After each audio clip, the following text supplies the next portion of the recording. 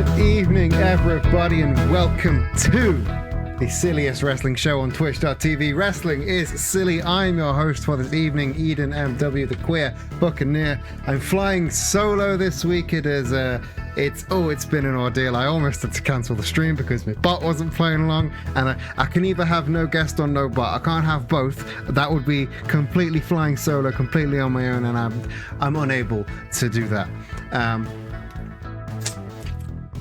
I'm also, just to prove how much of a mess I am this week, I don't even have my usual water bottle with me. I have to use Zach's old gym bottle, which is not the same. The drinking sensation is not the same, but I don't like it.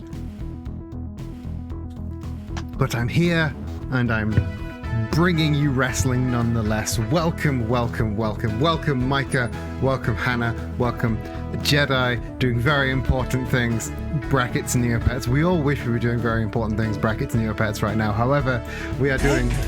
I think you're the fake hedgehog around here. We are doing very important wrestle brackets Neopets right now. And it is going to be one hell of a show because as Jedi... suggested, intonated, whatever the word is, in their message, our headline match tonight is going to be Darth Maul putting his smiley case title, that's the word, putting his smiley case on, not a smiley, his flippy shit division title on the line against his pupil, against the man who trusted him and believed in him when nobody else did. That is everyone's tiny teal dream boy, Rue Frubin. You've seen him in chat, you've seen him on the streams, and now you'll see him in the ring in his first ever Wrestling is Silly title shot. The first ever time a fellow streamer has gotten a title shot here at Wrestling is Silly. It's going to be a momentous occasion, but that is for the very, very end of the show. We have 2+ hours of fantastic wrestling to bring you before then, starting with the match we never got last week. That is right, our opening contest is going into everyone's favorite part of Wrestling is Silly. That is the women's division. And we are getting, like I said, the match we never got last week. Bayonetta versus Miss Piggy. Now, this match, of course, as you remember, was interrupted when Toph decided it was, in fact, her time and she cashed in her smiley case to a victorious cash-in. And she is now the Wrestling is Silly Women's World Champion. However, we thought that the Bayonetta versus Miss Piggy was going to be a banger either way. So I wanted to give it you. There's neither person is champion. There's no title on the line, but it's just two big hitting powerhouse women going one-on-one in the ring. Our women's division never fails to disappoint, and this is going to be no exception. Speaking of those chants that Jedi just redeemed, if you look in the Twitch rewards, you should, and I say should because it may or may not be there, see 2 extra chants this week. We have a cheer, we have a boo. If you see something you like, cheer. If you see something you don't like, boo. Please don't boo when I come on the screen or you'll make me very sad. With that out of the way, I think it is time to let's do a little prediction, and then we will get down to the ring for our opening contest: Bayonetta versus Miss Piggy. I gotta say, I'm so psyched for this one. I'm so ready. I'm so ready for these two to just absolutely beat the shit out of each other. Chant redeem should be there. Is it not there? Chant redeem, right. Yeah, chant boo and chant cheer. They're there. I can see them. The following is scheduled for one fall. Making her way to the ring. Oh, boos for Bayonetta already. we need an Eden chant. If people want to chant for me, I suppose I can make that happen. It would feel really weird getting getting a bunch of people to chant for me. Go, hey, all of you, friends of mine that I got to record the last chant. Do you mind chanting for me a little bit? This isn't for the stream, this is just my personal, yeah, thanks. Cool. Now, Bayonetta is one of these competitors where even though she's been a real pain in the neck to the entire women's division, she's had ideas above her station, some may say. that hasn't stopped her being a crowd favorite still, because she moves with attitude, she moves with panache, she's one of those names you just cannot boo. So she sits in a really interesting position here at Wrestling is Silly.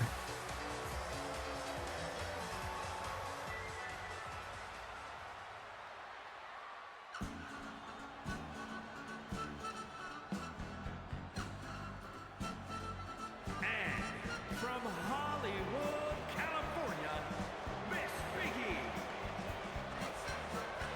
Miss Piggy, on the other hand, I feel like she is no nonsense. Like in another scenario, she would be an ardent heel, and again, she's in a similar position to Bayonetta, where because of her in-ring acumen, because of the way she carries herself inside the ring, it's kind of impossible to boo for her. She's just, the way she moves, she's no nonsense. She comes in, kicks ass, and leaves, and a little bit horrifying, but in a bearable way.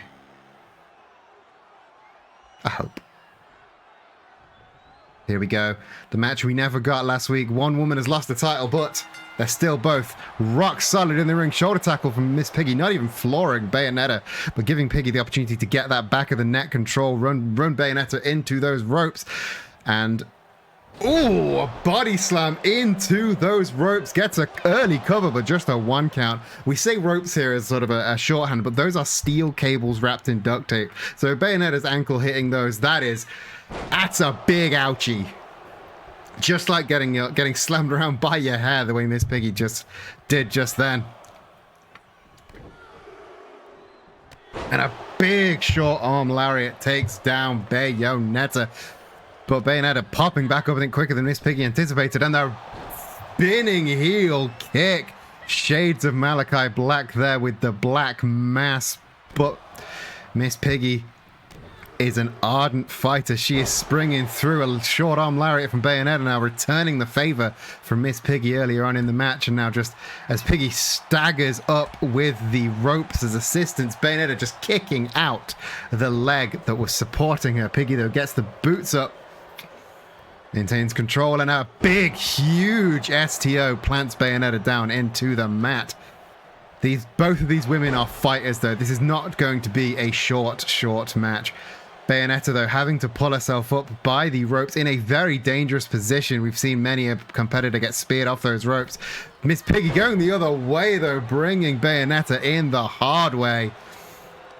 And up, Irish whip, and the spear out of nowhere, spearing her like a pork skewer there. But Bayonetta, Miss Piggy not going for the cover, interestingly enough, going just assaulting the legs. We know the Bayonetta, she's a flippy woman. She's also a grappler, a thrower. You need a firm base of both of those. So Miss Piggy taking the legs out, neutralizing the legs, a very, very clever idea.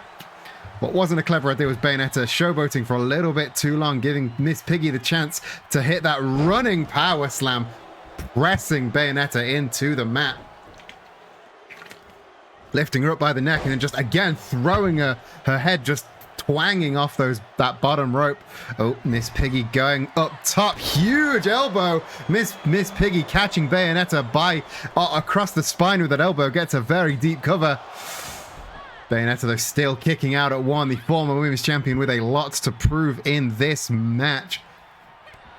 Piggy gets Bayonetta. Oh, the sit-out beast bomb gets the cover.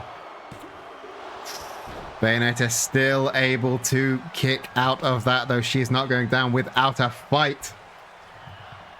As Miss Piggy trying to hit another one. No, instead going for the Manhattan drop, running against the ropes, and the big knee taking out the former women's champ, and she sits out the senton to cap it all off. Miss Piggy in full control right now. Oh, lifts up for the two-handed chokeslam. Bayonetta, though, reversing into a deep arm drag, and the baseball slide taking down Piggy. Piggy, though, able to reverse the momentum and now leaving Bayonetta on the back foot once again. These two competitors are in very, very... They are in very close competition. It's hard to tell when one is taking the upper hand over another. Bayonetta trying to get some distance between her and Piggy. Ducks the clothesline, returns with a roundhouse kick. And a series of strikes taking Piggy down on the outside. Oh, big knee to the head, flooring the award-winning Muppet. Flying senton off the apron. Didn't quite reset the count though, but the flawed face lock. Just trying to cut off the air supply for Miss Piggy. Not for a submission victory as well. No, you cannot tap out on the outside, but just to try and maybe stop her getting in when the count is a bit higher. Referee counting to 6 right now. Bayonetta still not giving up the onslaught on the outside. But then this is all of the feelings of last week just catching up to Bayonetta. She finally got what she thought was her. She finally got what she thought she deserved, and it was taken away from her by Toph and a very well-timed smiley case cash-in. Is she going to win via countout, or is she going to return? Oh, Miss Piggy's got back to her senses, breaks the count, and a big King Kong lariat. Oh, ducks one of Bayonetta's, and the back body drop. Miss Piggy now back in control, going for another one. Spine buster instead. Incredible shift of momentum there by Miss Piggy. Miss Piggy wants Bayonetta up, goes to the springboard, flying knee strike. Bayonetta in really on the back foot now. Miss Piggy, I think she's going for another beast. Boom! Gets a cover. Could this be it? And that is it. Miss Piggy cementing herself at the top of the card, taking down the former women's world champion. She has come in and she has made a real name for herself here at Wrestling is Silly. I can see titles in her future, and I think she can see it too. I'm very impressed with the way Miss Piggy has operated here at Wrestling is Silly so far. I am. I just chef's kiss to the way Miss Piggy has been behaving so far. I really can see titles in her future. I think she is.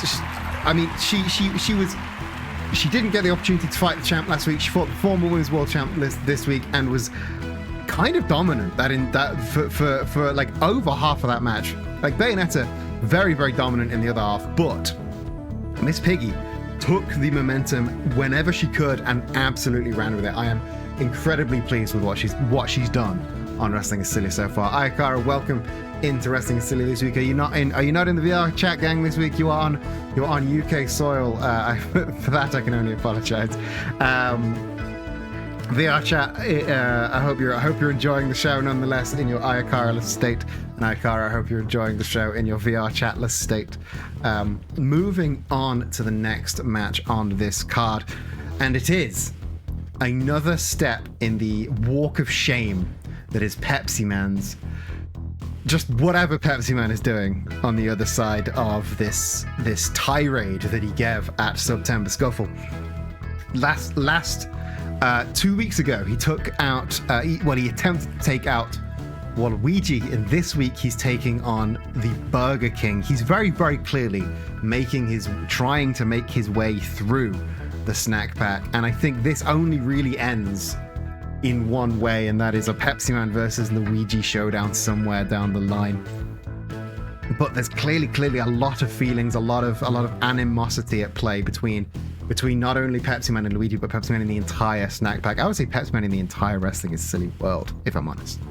But and on the other side, we have the Burger King. Now the Burger King is one of these guys that you don't often see. Like, he doesn't really get a chance to shine very often, but when he does, like, he's flame grilled to perfection whenever he steps in the ring. This is few and far between. So I think we're kind of all on Team Burger King right now, but as a man to represent us, I'm not sure how the Burger King fares. Either way, I think it's going to be one hell of a match. So I've got the prediction there for you in chat, and let's go down to the ring for our second match of the evening. I said, let's go down to the ring.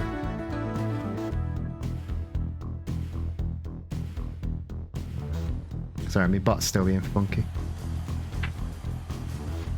Valerie North, welcome to the show, just in time for our second contest.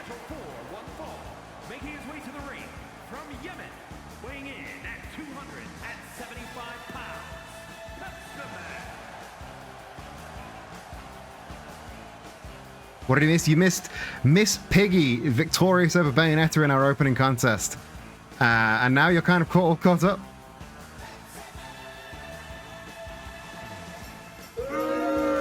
Big thunderous boos for Pepsi Man as he approaches the ring.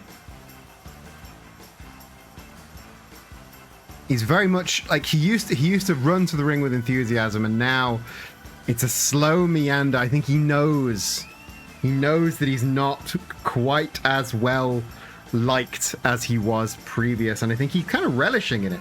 He's reveling in it. It's very interesting sort of very rapid character shift that we had for Pepsi Man recently, and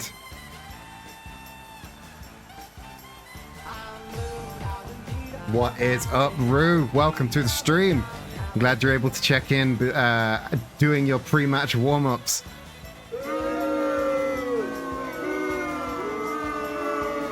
Thunderous boos as Pepsi Man finally does enter the ring. Rue, as you may have missed if you weren't here for the beginning of the show or for last week, Rue Frubin in the chat is going to be taking on Darth Maul in our headline event this week for the Flippy Shit Division World title. And his opponent, representing Chaos from Long Island, weighing in at 223 pounds, A-List.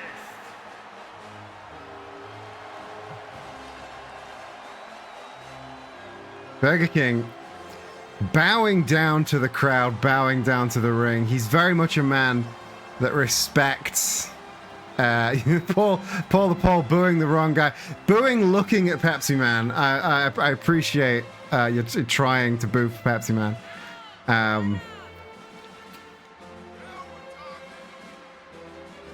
But the Burger King making his way down to the ring, full of excitement, a big old smile on his face. I'm really happy that this may be the first time we get to really see what the Burger King can do.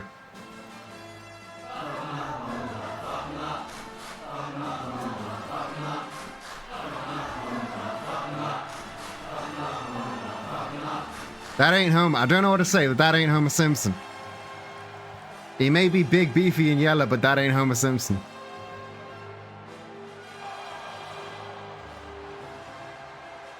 Oh, he's so full of excitement. I kind of love him. Kind of dig him.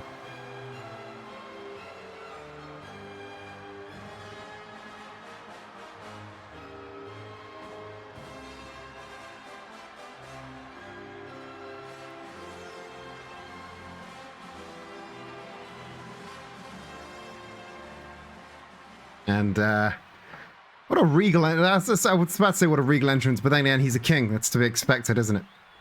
Either way, Freya rings the bell and it's underway. Flying shoulder tackle from the Burger King, fresh out the gate, and oh, the backflip kick off the springboard. The snack pack, very much a flippy shit kind of group. Early cover from Burger King, but just a 1 count. Pepsi Man not fighting from the bottom of the tank. Definitely a full can of Pepsi here. Big trip there from BK, and the Scorpion Death Drop, or reverse DDT if you're nasty. Oh, BK raking the eyes now with the foot twice in a row. Oh. And now just beating the back with those big, muscular calves. Exchanging inside and outside the rings now. Pepsi Man getting the advantage with that mistiming, and the flying boot to the face takes the Burger King down. And rolling neck breaker. That's a rough thing to take, but it's interesting. In all this, reverse vertical suplex face first, but BK lands on the ground, but his scarf and crown stay perfectly in place. It's it takes a lot of charm, a lot of panache, regulation, hip toss, rolling drop kick though. That ain't no regulation move. And now just a series of kicks to the chops of old Pepsi Man. And Holt wraps up those legs, and almost like a Last Supper there, but really snapping at the legs at the last second. devastating the legs of Pepsi Man, and the short arm with Spanish fly. Beautiful move there from Burger King. I didn't know he had that kind of move in him, but now just leg drop on the arms of Pepsi Man, and you know he has that all fizzed up GTS. You take out the arm, you take out the knee, he's not going to be able to utilize that fully. He will, however, be able to do huge springboard crossbodies like that. Gets a cover. Just a 2 count, though. Oh, another rolling neckbreaker from Pepsi Man. And now Pepsi Man, I think, was going to a corner there, but Burger King managed to trip him up. Burger King going to try and capitalize. No, oh, big 2 knife edge chops right to the chest of Pepsi Man, and now just wrenching the arm in the corner there. Again, trying to neutralize the lifting arm to stop that all fizzed up from hitting. Rope assisted powerbomb though gets a cover. Pepsi Man though kicking out at 1. As much as we hate it, he's got a lot of in-ring acumen. Rolling roundhouse kick from Burger King gets another cover. Just a 2 count though. Burger King unable to seal the deal, unable to get it all wrapped up. But again, you can see the animosity between these two wrestlers. The Burger King, usually a happy-go-lucky fighter. Oh, another beautiful float over rolling neckbreaker. Again, the Burger King usually a gentle, friendly guy, and he's resorting to these underhanded tactics, the vicious kicks, the raking of the eyes. There's a lot of personal beef in this fight. Speaking, and it ain't just the flame grilled beef in the Burger King's Whoppers. He is getting his neck cranked open, but Pepsi Man trying to pop his head off like a bottle of Pepsi right now. It's stomping on the hand. BK kind of fighting on the back foot here, thrown into the corner by old Pepsi Man. And I think Pepsi Man may be going for that Pepsi plunge. This is bad news for BK if he can settle it. Oh, BK trying to fight back as best he can. He manages to throw Pepsi Man down and hits, the 630 senton, but Pepsi Man, I don't think he was on purpose there, but managed to fight out of the way. And judo tossing Burger King off his back when BK was trying to get something locked in there. BK on roller skates right now, but he managed to fight back with the boot up. Hammer tossing Pepsi Man onto the outside. This is about to get rough between these two competitors. Oh, big forearm getting Pepsi Man. Oh, and a beautiful, I don't know what that was, but the back of the head of Pepsi Man colliding with the ground, and a brutal chop. Well, Pepsi Man returning fire with 3 slaps of his own. Burger King having to rely on the steel barricade to hold himself up right now.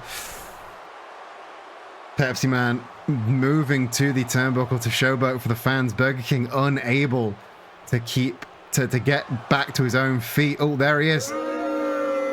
Again, thunderous boos for Pepsi Man. Oh, flying kick avoided by Burger King. Gets the kick.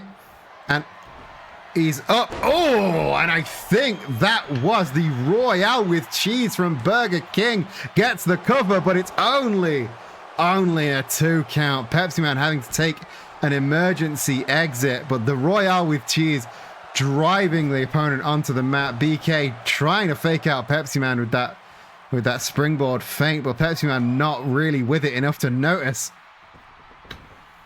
Pepsi Man returned to the ring by old BK. BK not looking in fantastic shape, but he fights on nonetheless. Pepsi Man again going for that emergency exit.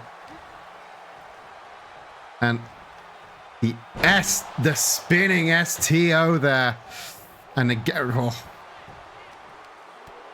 Burger King though gets the boot up, stopping Pepsi Man in his tracks, and hits another Royale with cheese. Gets a cover. Pepsi Man though with it enough to grab hold of the rope. Unfortunate for Burger King. That could have been the end, but I think he's going for another there, but Pepsi Man had the wherewithal to get the boot up, and now he's up on the shoulders, all fizzed up. That it could spell bad news for the Burger King. The knee right to the face there. And there it is. Pepsi Man taking the win with the all fizzed up. Here is your winner, Pepsi. Pepsi-Man is not in anybody's good books right now. Burger King only sells Coca-Cola products. Exactly. We all prefer Coke around here. We all prefer Coke around here, but unfortunately, Pepsi-Man did get the win there. Never something I want to have to say.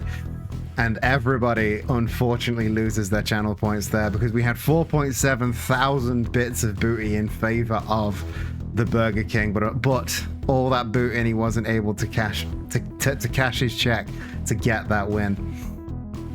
And I'm real disappointed, not only in BK taking that loss, but in Pepsi-Man's the way he's worked just in general since September. I think it's incredibly disappointing how he's carried himself backstage. All that booty, but Pepsi-Man was too caked up. Exactly. Too much cake, too much junk in the trunk, too much Max in the ass for I don't know. I've lost track of time here. Shall we move on? Let's move on.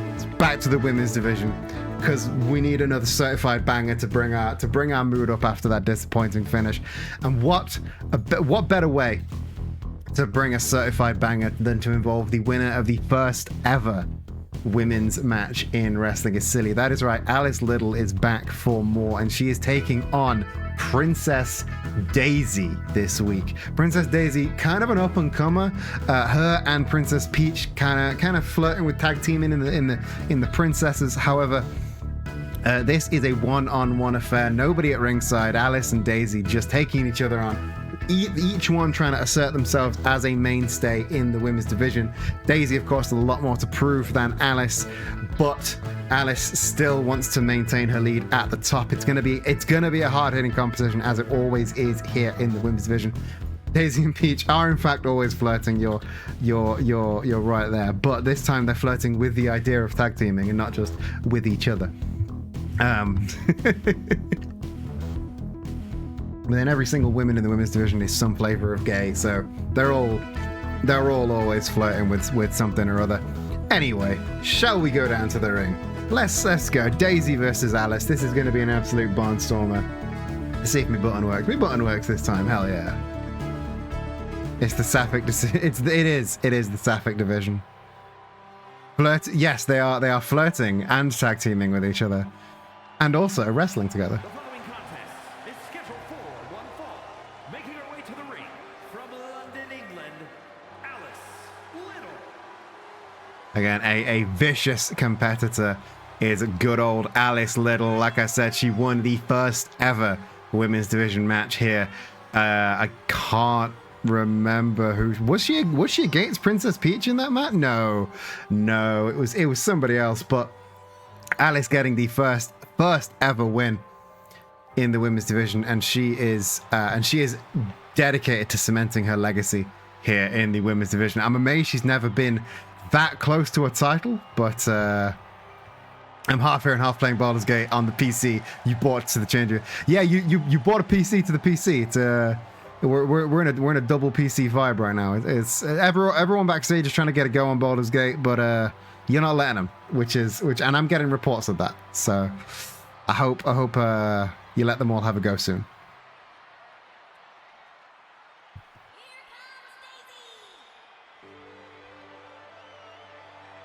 And representing the Ascension from Sudan, all brides. Some of the names apparently still broken. But Princess Daisy, it's Rue's slumber party, and he gets to pick the video game. That is, it's Rue's title shot. He gets to pick the game. That's fair. But Princess Daisy now making her way to the ring. Not usually one we see in singles action. Again, usually a tag team affair. But she's handling herself with a lot of grace, a lot of poise right now. And again, following Peach's lead in dressing in that more sports-oriented outfit rather than a lot of the women that including Alice, that are wrestling in dresses. I don't quite understand that, but Russ rings the bell and two women are go. Princess Daisy with the Meteora, standing Meteora out of nowhere.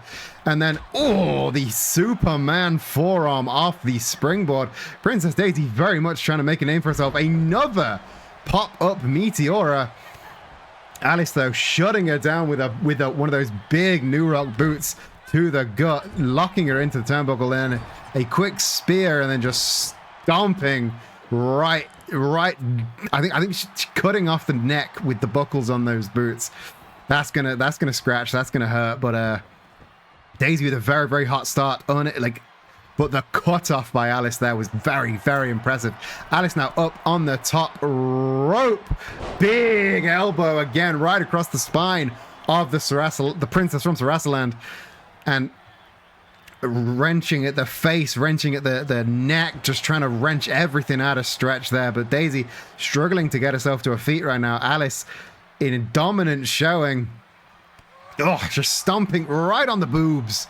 Stomp right on the boobs. Daisy having to roll out for an emergency exit, but I don't think she realized Alice was one step ahead. Oh, she did. Scouted that drop kick. Alice not impressed by that at all. Throwing. Oh, narrowly avoided hitting that staircase there.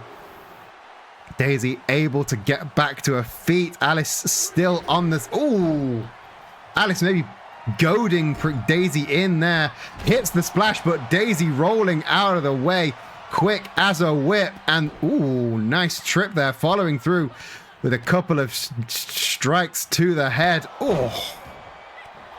Again, all this time, Princess Daisy has spent a lot of time on various sports fields. Oh, goes to the ground and pound, but Alice rolling through, getting a couple of strikes of her own, gets a cover.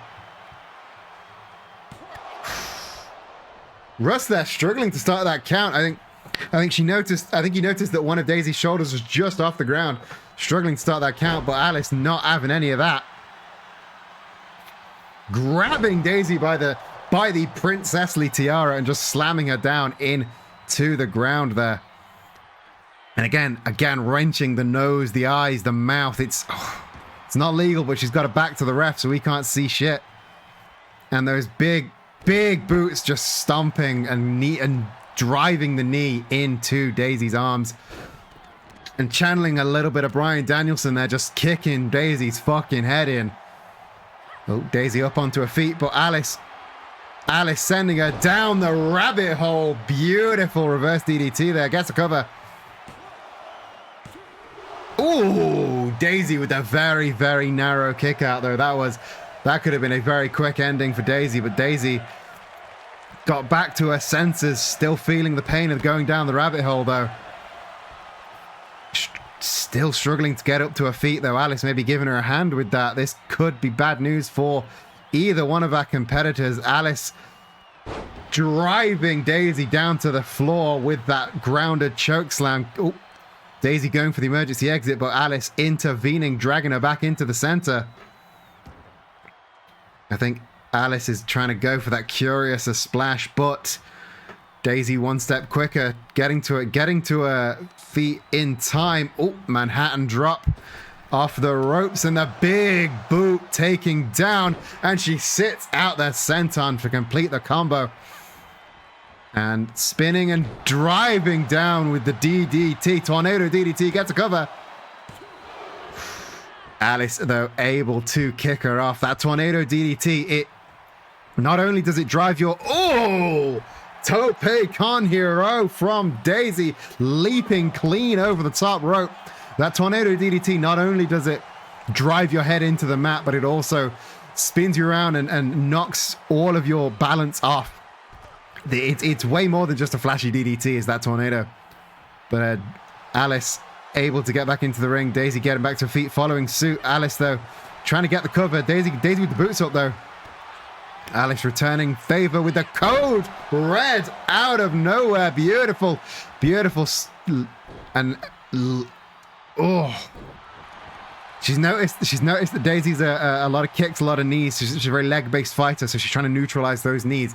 There is intelligence behind what appears to be just scrappy fighting there from Alice Little. Throwing Daisy into the corner.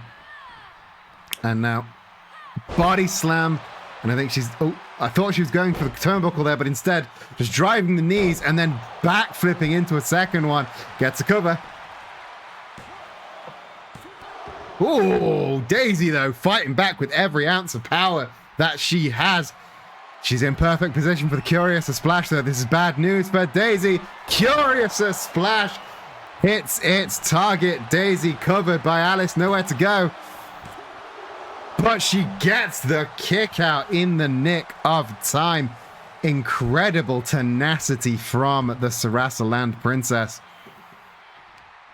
And again, Alice going back to that well of just fingers in the eyes. It's scrappy, it's borderline illegal, but it gets the job done. Daisy really fighting off the back foot, but she gets the trip and now just stomping and driving the point of her elbow into the crown of Alice's head there. Could this be Daisy's big comeback? Oh, no, Alice gets the elbow up to avoid. And the snapmare. And the snap drop kick in response. Is Alice going for another Curiouser Splash? Is she trying to... No, just a big straight monsoon splash instead. No cover though. Instead, almost toying with Daisy now. I think she's playing with her food at this point. She could have this all wrapped up, and this could spell bad news if Daisy can get the upper hand. Daisy though, on off. Oh, it's splayed out on the outside, barely with it. Alice now, wrenching the leg and the thigh. Just trying to dislocate whatever she can there. And then really taking a moment to let Daisy know who is in charge.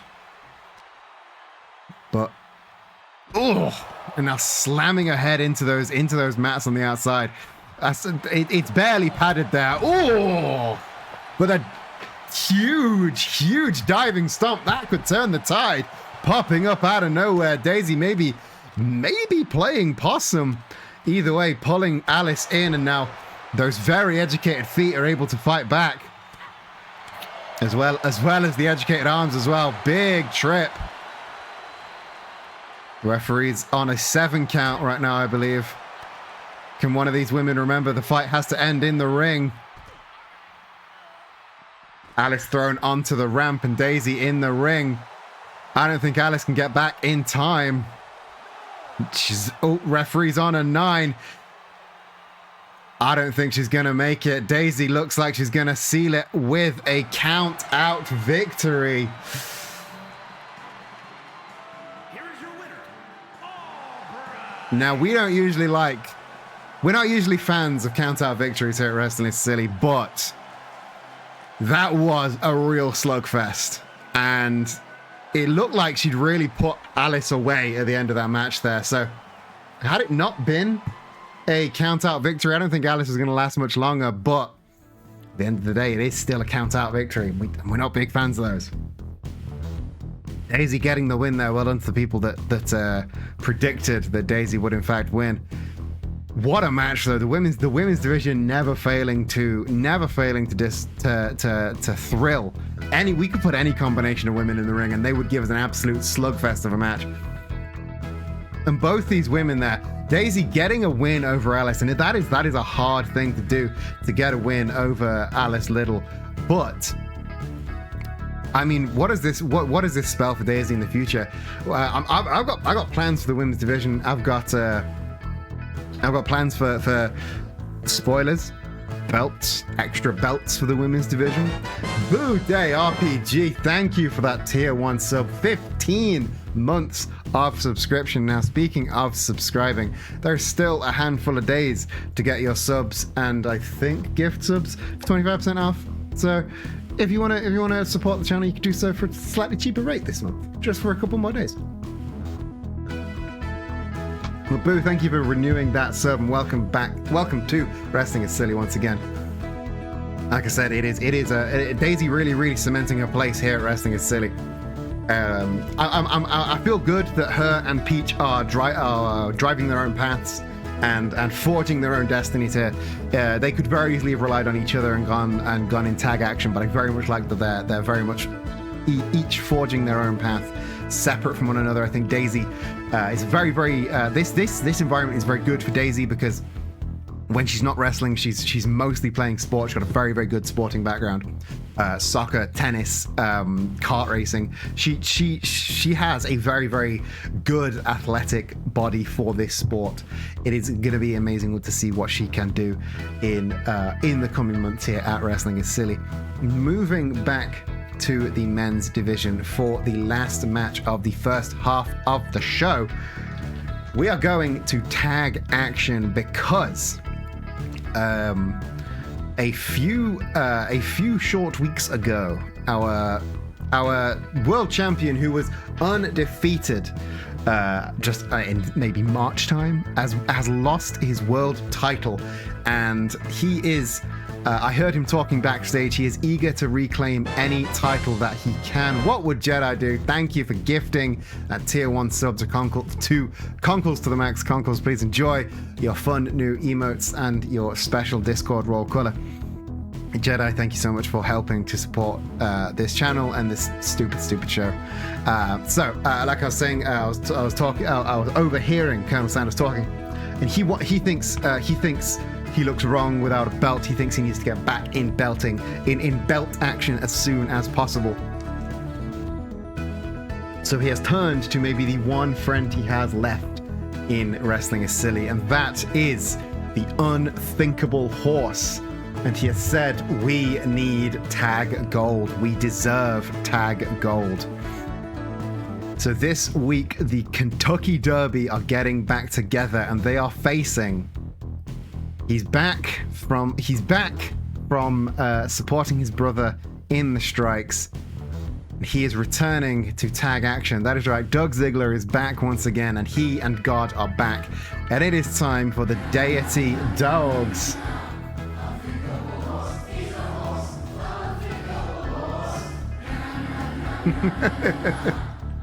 I love the Unthinkable Horse chant so much. But it's crowd's in a strange position right now because the crowd love the horse. Crowd not a big fan of Sanders right now. They're an interesting team, but also we're seeing the return of the Deity Dogs. This is going to be one hell of a match. I need to do the prediction time. The first tag match of the day. Who will win? These are two of the biggest hitting teams in the tag team division. I mean, we've got a lot of very, very successful teams, but these are hard-hitting teams. The Unthinkable Horse and God are both absolute powerhouses. Colonel Sanders and Doug are both really, really athletic, really, really hard-hitting, but slightly smaller fighters. This is going to be a hell of a match. Let's get down to the ring.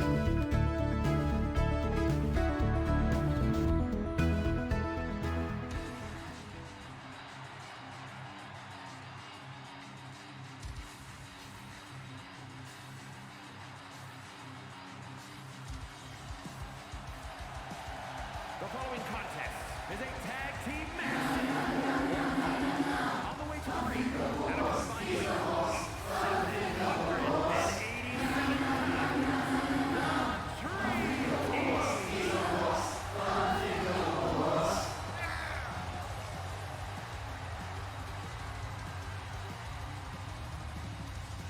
787 He is a horse, an unthinkable horse. Always a good time when the Unthinkable Horse is in the ring. However, like I said, he is a crowd favorite. He can never disappoint. And Colonel Sanders, he's maybe teetering on that brink of maybe upsetting some people here backstage and in the stands.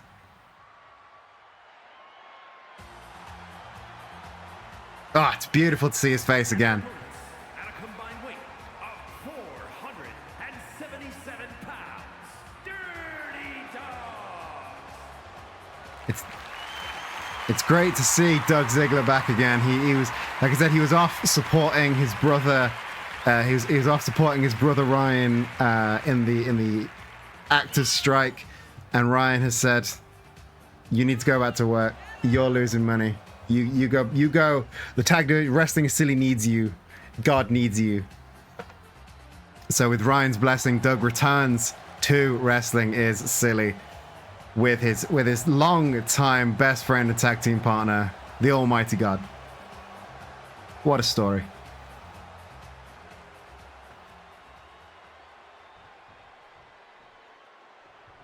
Doug and the Colonel to start the match. Freya rings the bell. Oh, Doug with the very sharp trip, intercepting that first boot, and the running Famouser out the gate and immediately tagging the big man in. The big man up top, he's coming. Oh, Colonel attempting the knee strike, but God intercepting. Blocks weren't enough for long though. God getting in the Colonel getting in a long string of strikes there. Doug trying to intervene, but a sleeper hold from the Colonel onto Doug on the outside. Doug, though, getting that jawbreaker, which I think may have been a strategic move to give God the time to get back in. Doug, though, got a blind tag. So I didn't even see Doug got the blind tag while God was in the corner. Flying roundhouse intercepted by Doug, but he could not get the octopus hold in because the horse's hold was too strong. And now throwing Doug into the corner and a big overhand chop. And now, scraping the face of Ziggler against those ropes. The horse, the far stronger man, faking out the neck breaker and getting a cover. But just a 1 count. Doug Ziggler, he has in fact been, he was on the picket lines in Hollywood. He was holding up.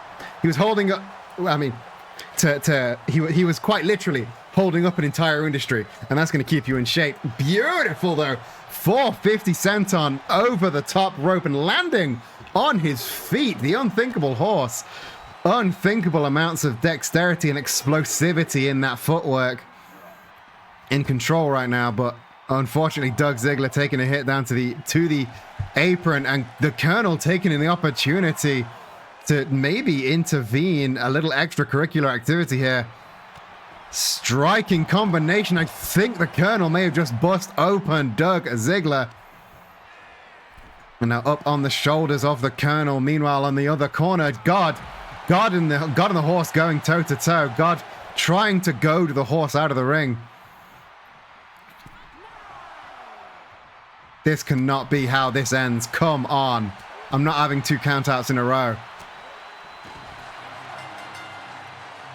Wow. Wow. Here are your winners, the Dream Team. The moment that the horse turned his back, the Colonel taking the opportunity to get a very, very dirty victory. I'm not going to stand by that. That was a quick victory, but that was a dirty, dirty victory from Colonel Sanders. The moment that the ref and the horse and God were all distracted by each other, the Colonel pulling Doug away and using the steps and the ring posts and the Colonel was not the legal man in that competition for any of it. The Colonel never got the tag in and instead took the opportunity to keep Doug down and get that count out win. That was a despicable win from the Colonel. I'm not happy with that at all. Paul the Pole, a big fan of Colonel Sanders in the chat it seems, but absolutely disgraceful moves there from Kentucky Derby. Colonel obviously very, very eager to get any kind of title he can get his hands on by any means possible, and I'm not about that. I'm not about that life at all. But that does bring the first half of our show to a very, very, I gotta say, unsatisfactory end. So we will be back in 3 short minutes. I mean, I like the horse. We all love the horse. The crowd loves the horse. The world loves the horse. But I don't think the horse got that victory. I don't think the horse is going to be happy with that victory. The horse is a combatant that likes competition. He likes getting in the ring and fighting. The Colonel, however, he won by any means necessary. He won without having to fight. He got Doug thrown to the outside, and then he picked at him like a vulture. It was he's fallen from grace, but I'm getting in the way. I'm getting in my own way. Rematch, falls count anywhere, tornado tag rules. That's not a bad idea, Ayakara. I might have to write that one down for next week because I don't think any man in that ring, apart from the Colonel's happy with that result. But while I ruminate on that idea, we are in fact going to go for a short break. Like I said, we'll be back in 3 short minutes. Go get yourself a drink, go empty your bladder, go, I don't know, get a snack. But in the meantime, who is that Pokemon? Gonna do the thing? Gonna do the thing? No? No? Not gonna do the thing? No. Who's that Pokemon?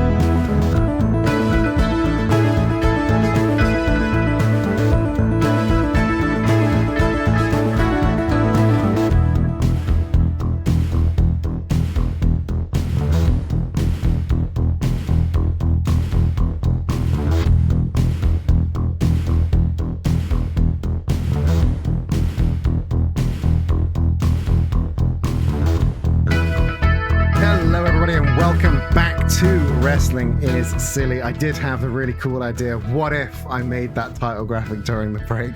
But I was not quick enough, unfortunately. What if I made that match graphic up in the break? Maybe that match will definitely be on next week. I just didn't have the time to make the graphic. What I do have, though, I do have a couple of graphics to show you for next week's show.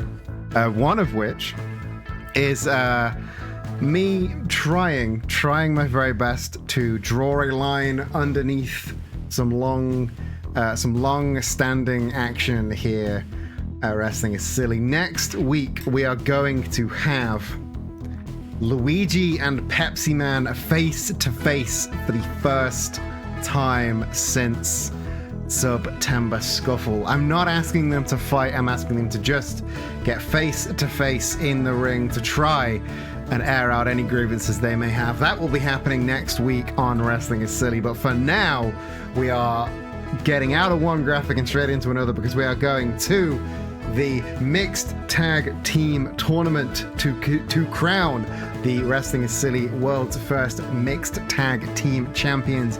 This week we have the Frozen Throne taking on the Killing Machines.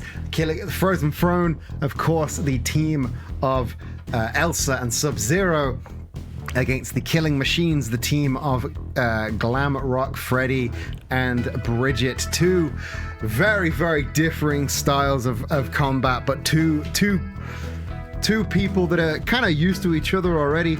Bridget, of course, used to fighting with a giant haunted bear, and Glam Rock Freddy used to having to run around with somebody smaller than him under his protection.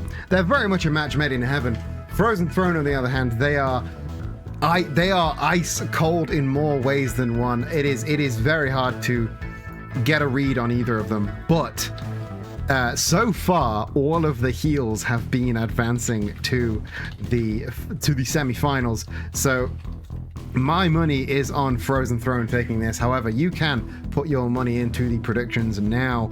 That's just opened. Killing Machines, Frozen Throne. It's going to be one hell of a match. Either way, let's go down to the ring for our opening contest of the second half for the mixed tag team tournament. Frozen Throne versus Killing Machines.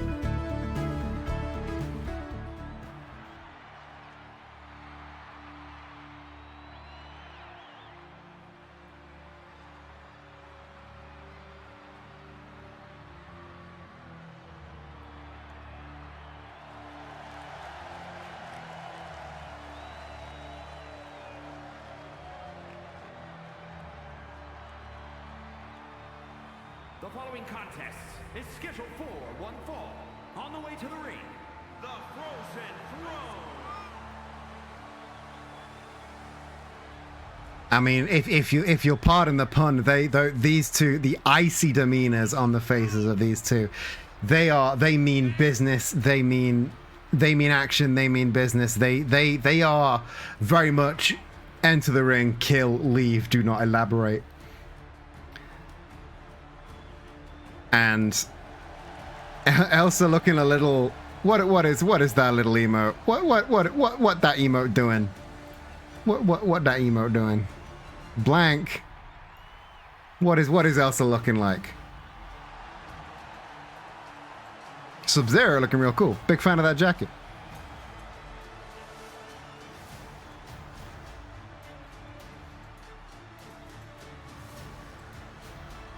They are. Oh.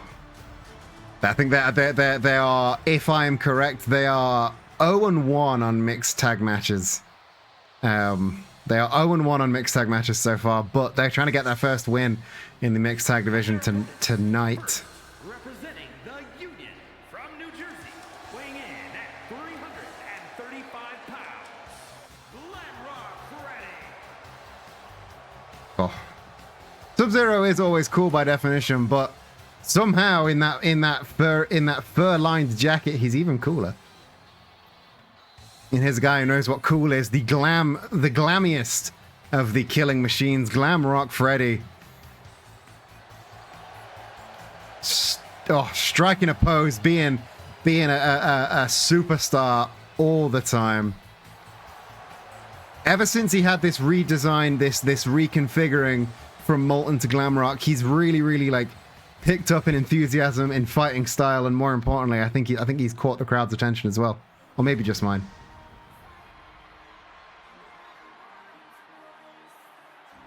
And his partner from New York.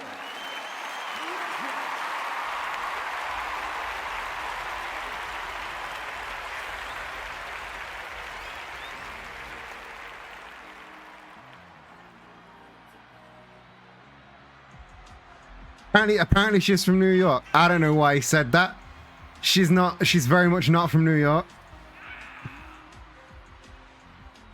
She's British. She's very British. But that's it's not. She doesn't seem to be offended by it. She's very much the whole fucking show right now. She's taking all the attention for herself. I think her and Freddy are going to be a fantastic pairing, I gotta say.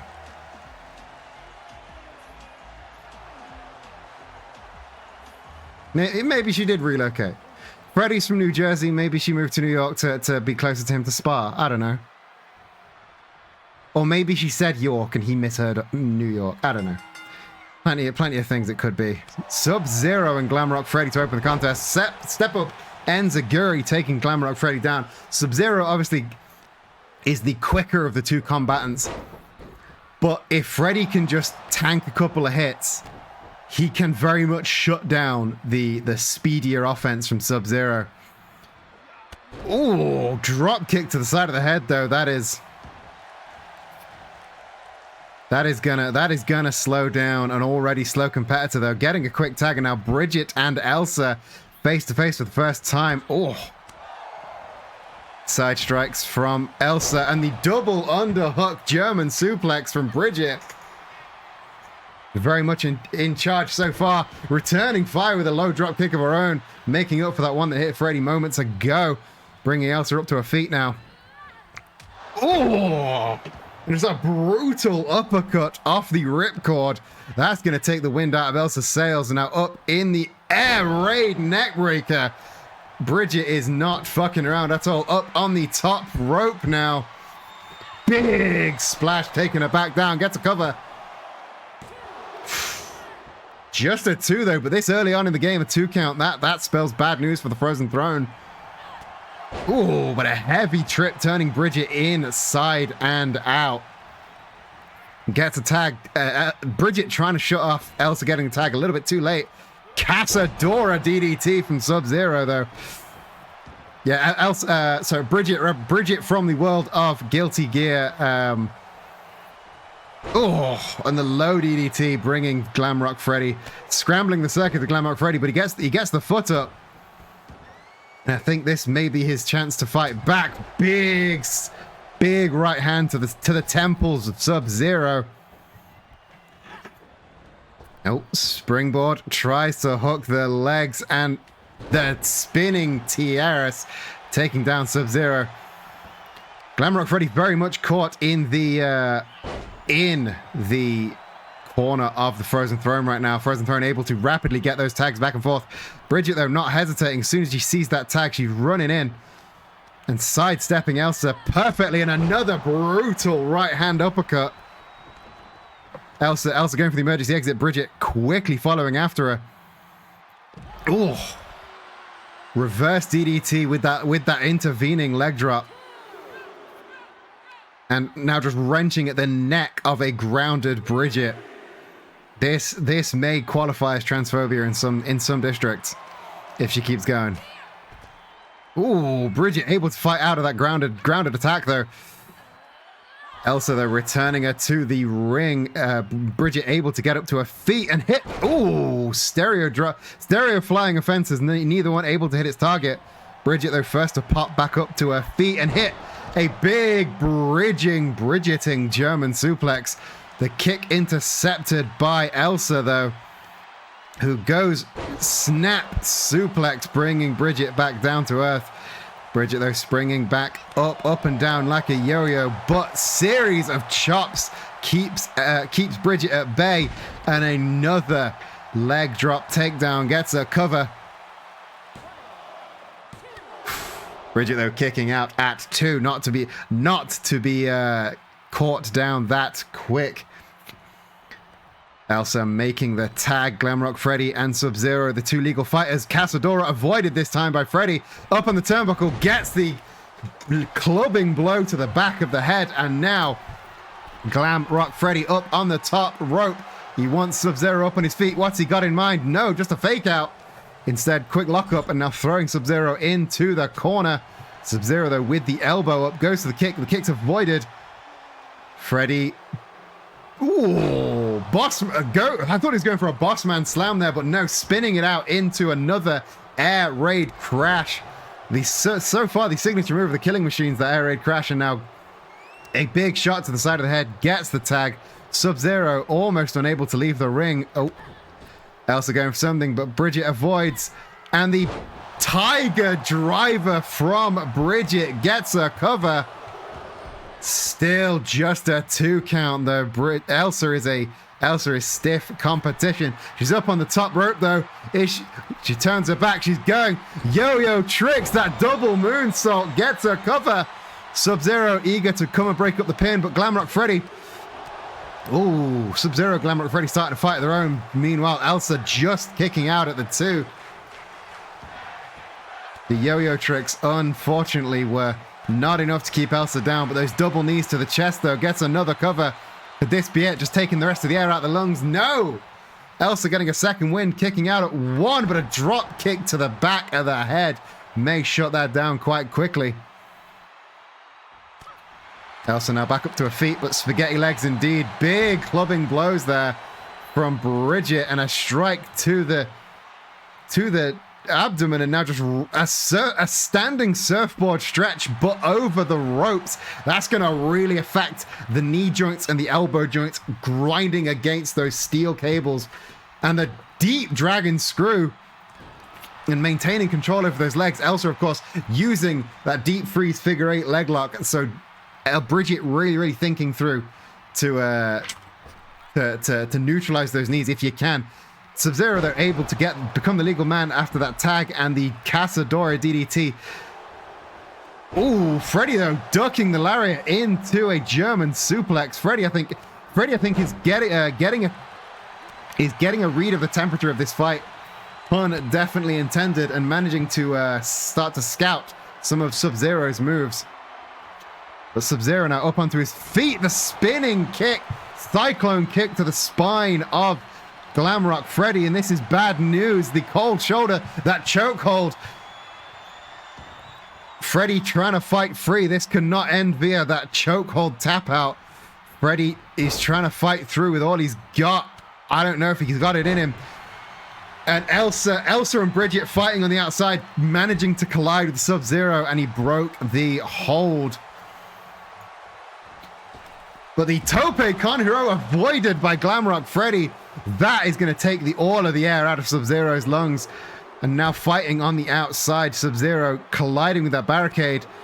Avoiding the stomp though. Freddy firing back, elbows up. Oh, drop kick avoided by Freddy, just taking a lax re-entry into the ring. My lawyer, yes, thank you. Your lawyer advised against the Deep Dragon screw joke. Back to a lockup. Oh, Sub-Zero, the upper hand. Big super kick to Freddy. Cover. Oh, Bridget managing to break up the pin though, thankfully. And Sub-Zero getting a much needed tag. Both the men very much out of energy there. Bridget and Elsa back to dropkick avoided by Elsa. Gets the waistlock and throws Bridget into the corner. And then, just a series of elbow strikes. Bridget in a bad position. Elsa on top. Oh, avoids the splash, but backflipping into another one. Gets a cover. Bridget just about able to fight back. This is where I would make a joke about comeback mechanics in Guilty Gear if I knew what they were called. Elsa getting the tag out. Bridget in a very bad position there. That may have been a bad call, because Elsa may have been able to muscle through with Bridget on the back foot there. The drop kick tanked by Freddy, but he put too much meat into tanking it. Avoided into a very near fall off a Hurricane Rana there. Slowly getting back up to his feet with a little bit of assistance from Sub-Zero, who plants him right back down with a forearm to the side of the head. Oh, Enziguri into a Hurricane Rana. Beautiful. This ninja background from Sub-Zero really coming handy in this fight. Oh, I think he was going for something, but Freddy just fighting his way through it, getting the big boot. Sub-Zero's down. Bridget and Elsa legal fighters once again pop up the Hurricane Rana. Beautiful takedown from Bridget. Elsa trying to escape to the outside. Not a place you want to be with Bridget. Oh, diving crossbody off the top rope. Didn't quite get all of it though. Both parties taking damage off of that one. Elsa first to her feet though. Throws Bridget back into the ring, and now stepping back in herself. Bridget onto her feet though. Big lariat taking Elsa right back to the outside. And now Elsa trying to laugh it off, trying to wave it off as if nothing happened, but That's gonna hurt. And now she's on the outside. And Bridget is right there. She crosses the legs and into the surfboard stretch. Really cranking the legs, the knees, every single part of Elsa being stretched right now by the excellence of execution there, Bridget. And again, Elsa cannot tap out. She can't reverse into a pin. All she can do is try and muscle through, as she thankfully managed to. Throws Elsa back. So Elsa throws Bridget back into the ring and hooks for the suplex. Snap suplex there from Elsa, but Bridget getting the emergency exit. Oh, kick avoided by Elsa. Big boot there, locking down Bridget, but Bridget fighting back with the boot. Gets a cover. Trying to get an opportunity pin out of nowhere. Not quite a lockdown. I think one more killer combo and Bridget could put this away. Ushigoroshi, brutal knee strike to the side of the head. And then just kicking Elsa around the ring. Oh, I think she was going for that loop-de-loop combo, but Elsa shutting her down. Oh, and hitting a textbook back breaker to shut down that line of momentum. And now dragging Bridget somewhere. I don't think she quite knows where her target is, but that gives Bridget the opening to muscle her way out of whatever it was Elsa finally had planned. Quick snapmare takes her down, and the snap drop kick to the face of the cold competitor there. Elsa up to her feet. Bridget, though, with the upper hand. Big hugging spine buster there. Bridget not being shut down by a burst of speed from Elsa. Double leg takedown and a double foot stomp to the chest. Bridget not taking this lying down. She is determined to have at least one good guy team in the semi-finals. But Elsa fighting back with everything she has left in the tank. Hits the neck breaker, trying to shut down the momentum. Very much trying to control the pace and the flow of the match. And the double knees to the chest. Trying to drag Bridget into the center of the ring. Maybe trying to get a pin. I think she might have burned a little bit too much sunlight. Bridget, too much time to rest. Gets the boots up. Big clubbing forearm, but Elsa returns fire with a kick. Forearm of her own. Both parties firing up. Spine buster again from Bridget.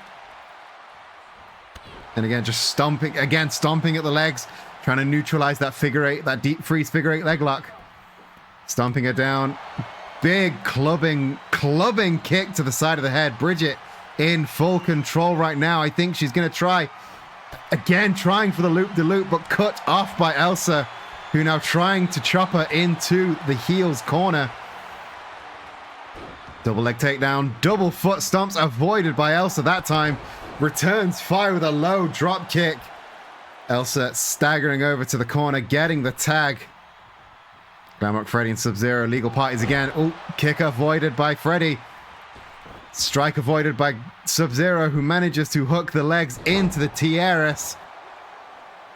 Oh, considered going to the top rope, but changed his mind when he saw Freddy react. Big combo of strikes, trying to chop down the tree. There's Glamrock Freddy, and that low back kick, that sweeping kick. A very, very slow count from the ref there, but Bridget breaking up the pin as quick as she could. But I think he's gonna try another deep freeze. No, we're up on the shoulders. What's he got? Oh, just flipping him out and sitting out a senton. Gets a cover. Gets a cover, but Bridget again being able to break up that pin. Yeah, I think you're right. I think the ref took umbrage to being struck. Big series of strikes there from Bridget. Standing moonsault. Really, really trying to shut down. Sub-Zero forced to tag out, but Elsa very clearly not at the top of her game. All of her strikes are these opportune strikes. Oh, but I don't care if that's an opportune strike. That is going to take someone out of here. Gets a cover. And that is it. Unfortunate for the Killing Machines. The Frozen Throne take the win. Here are your winners, the Frozen Throne. Unfortunate, but the Killing Machines put on one hell of a display, I gotta say. The Killing Machines do not advance. The Frozen Throne advance to the semi-finals next, not next week, in two or maybe 3 weeks time, I'm not quite sure. I gotta say, give it up for the Killing Machines. They put on a hell of a contest. But it's looking like it's an all-heel affair. If we go back to the mixed tag bracket, we've now got Child's Play, New Donk's Finest, and the Frozen Throne in the semis so far. Next week, we will see the Communist Party take on the Ascension. And I don't think there's a heel team there, so that might be the opportunity to get some good guys in the semi-finals. But valiant effort there from the Killing Machines. But I don't think that's the last we've seen of either of those as a team or as singles competitors.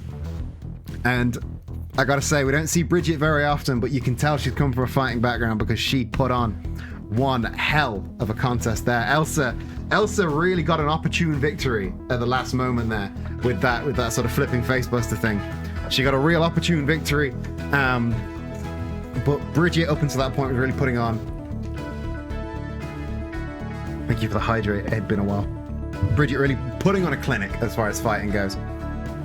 And now we're staying in the women's division for the next match because, speaking of unfortunate losses, last week we did see the unfortunate loss of the 1-2 punch from the mixed tag tournament. But Ichiban is not done trying to cheer up. Ichiban is not done trying to cheer up 2B, it seems, because 2B this week in singles action against Lara Croft, and Ichiban is cheering her on in her corner. I think it was actually Ichiban that set this matchup. It was Ichiban that asked, "Can 2B fight Lara Croft next week? She needs to keep fighting. She needs to remember why she loves this sport." So Ichiban very much acting as a hype man for 2B, and that's lovely to see. Always good to see. And Lara Croft we saw put on in a valiant effort with Tetra against the evil old ladies a couple of weeks back, and 2B. This is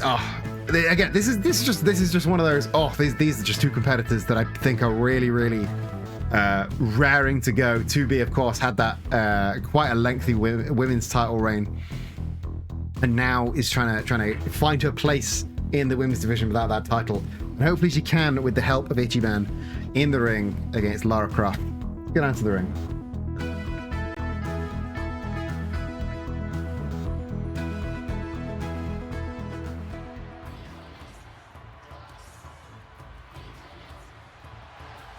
The following contest is scheduled for one fall. Making her way to the ring, accompanied by Kasuga Ichiban from Valhalla, 2B.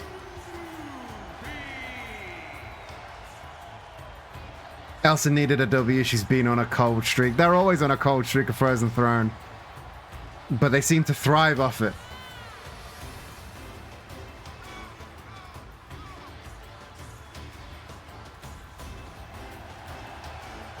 To be seemingly not lost a step since losing a title. Still as valiant as ever.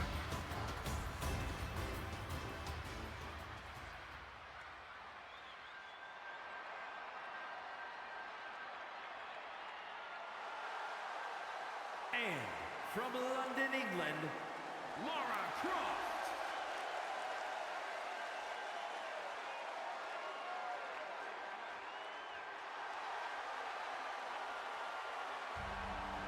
And this is Lara's first time in singles action here at Wrestling is Silly. She brought in, also from New York, Lara Croft, brought in by Tetra, stumbled across her hunting for treasure, and now is her first outing in singles action. I mean, I'm very, very excited to see what Lara can do, what Lara can bring to an already thriving women's division.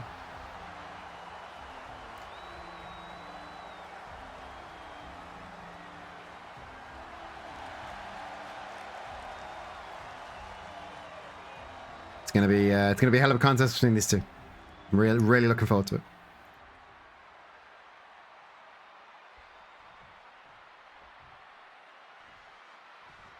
I appreciate that Ichiban took his shirt off. Even though he's not planning to fight. He's that excited. Oh, but Lara Croft out the gate with a staggering combination of strikes and that spinning back fist. Pulling 2B onto the ropes and now wrenching, really, really wrenching that arm.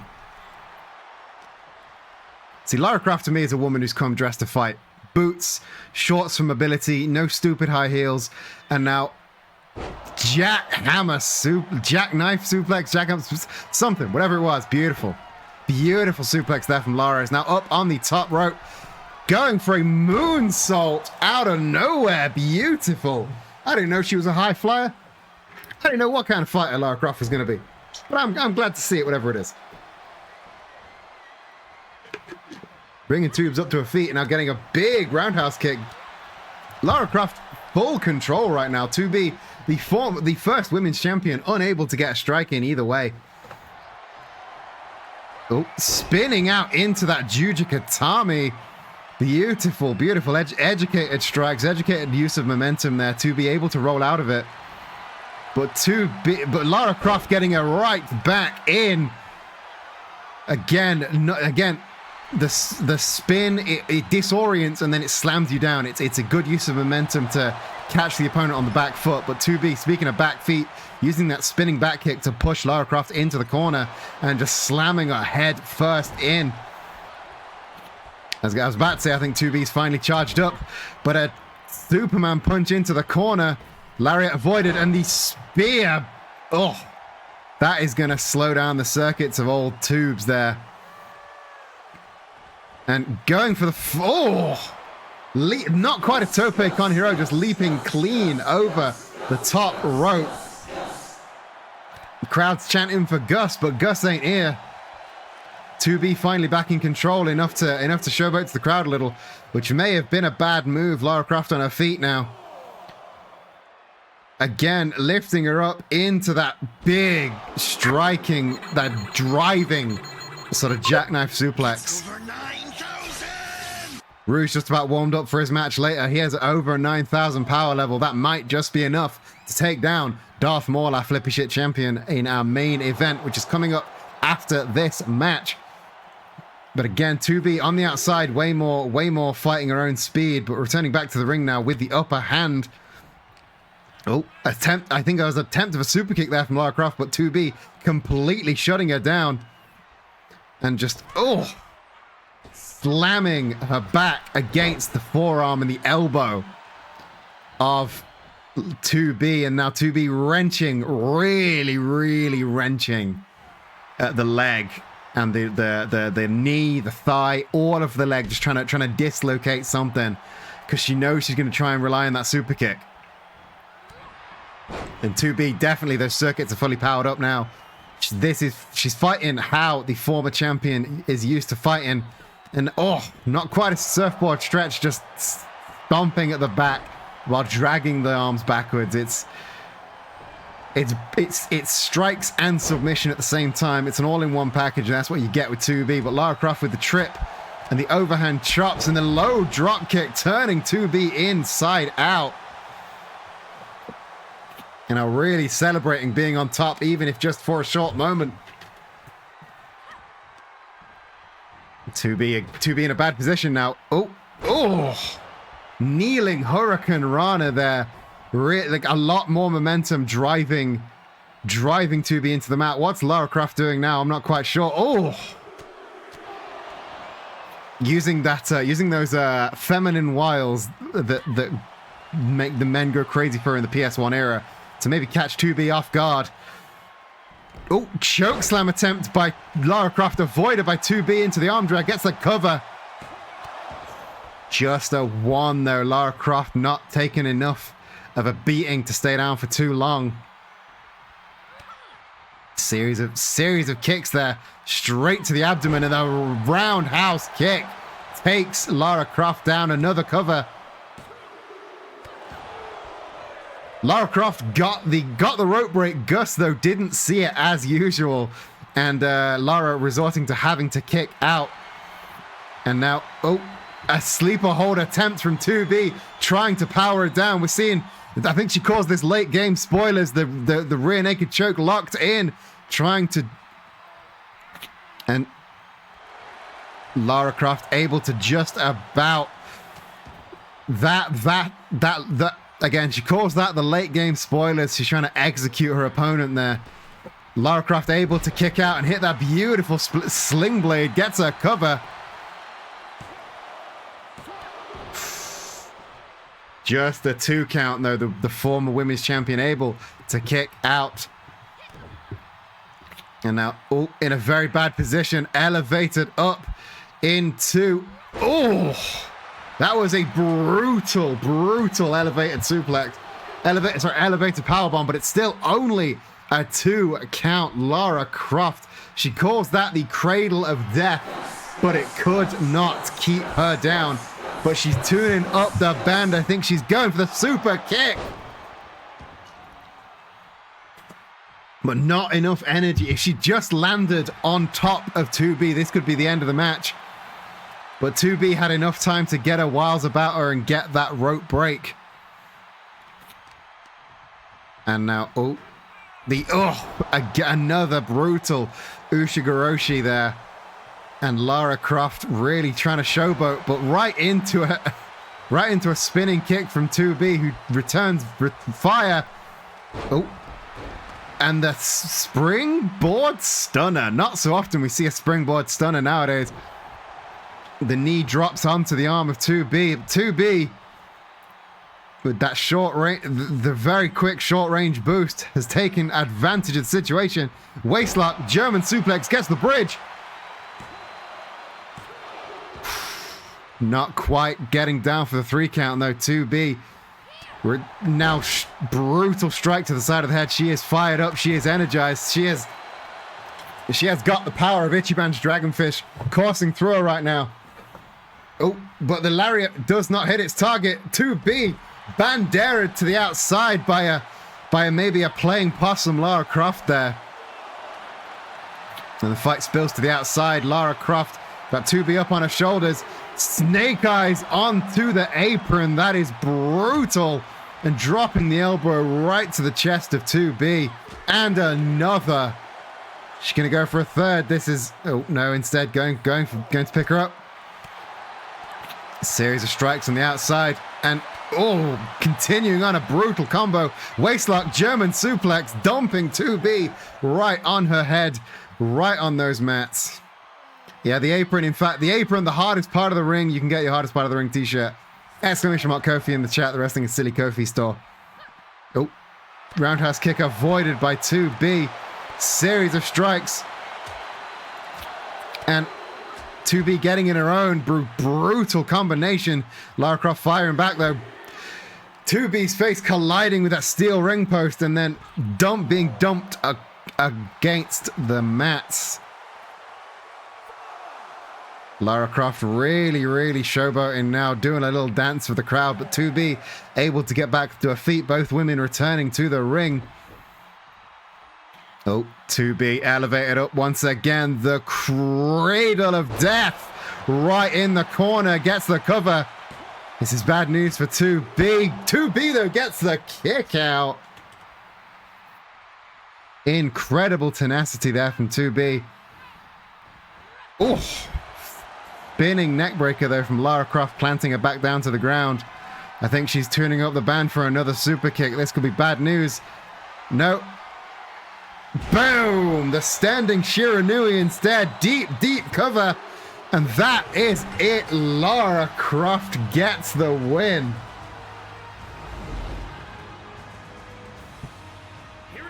Wow. That was an impressive feat from Lara Croft. I'm very impressed at what she can do when on her own in the ring. I mean, I knew she was good. I always knew she was good, but yeah, the answer the answer was in fact not to be. Thank you for that. Thank you for that brilliant pun there, Bude RPG in the chat. Lara Croft gets the win. And I did say our main event was up next. That I was in fact wrong. We have room for one more match. Before we do, I did forget. if you do want to help support this show, the easiest way to do that is to go to that Ko-fi link that was posted in the chat just a few moments ago, where you can get various perks. We have both a one-off and a monthly support system. For our monthly tiers, we have tiers ranging from $2 all the way up to £20 a month. Sorry, £2 a month just gets your name in the credits as a little tip jar. All the way up to £15 a month, you can book a title match, and at £20 a month, you get to enter Wrestling is Silly, as either accompanying your favorite wrestler to the ring in a big match, or to do a run-in to help your favorite wrestler win a match. Big shout out to our current £20 a month This Is Getting Silly tier donator, Ayakara. If you want to join her in helping support this show, going through the Ko-fi is the easiest way to do it, and it is a way that encourages Jeff Bezos not to take a cut of my money, because if you subscribe, he takes half. But if you donate via the Ko-fi, he gets not a red cent. You can also find there our merch store, where you can get Fight Boy Friends or Springfield Sports Center or Deity Dogs or Unthinkable Horse merch, as well as generic funny wrestling shirts if you're into actual real life wrestling, including the HRT business, the Blackpool Catboy Club, and big meaty men slapping meat t-shirts. Check those all out at kofi.com/wrestlingissilly. A huge thank you to everyone who helps support this show, either through the Ko-fi or through subscriptions, or just by telling a friend to come and watch the show. It's a really hard show to market, so if you can tell them that there's a cool show happening on Twitch every single Wednesday at 7 p.m. BST, they're likely to go, hey, yeah, you think it's cool, I think you're cool, so I'm gonna come and check out the show. Let's get into our penultimate match, shall we? Because last week we saw after a nice showing from Gus, our world champion, we saw Slender Man make his appearance to very much try and get in the head of Gus Taylor, our current world champion. And this week he is making his return to in-ring action. Slender Man is taking on Kim Kitsuragi, a man who's often seen with Harry Dubois. Not a man who does like to enter the ring often, but he's always a man of justice, and he knows that Slender Man needs to be taken down a peg or two. So he is going toe to toe with the 7 foot Slender, the man from everywhere and nowhere at once, Slender Man. This is going to be an interesting contest. I'm very excited to see. I don't think we've seen Kim in the ring in a long time. We've not seen either of these men in the ring in a long time. It's going to be a very, very interesting match. So, for the penultimate time tonight, let's go down to the ring. Kim Kitsuragi versus Slender.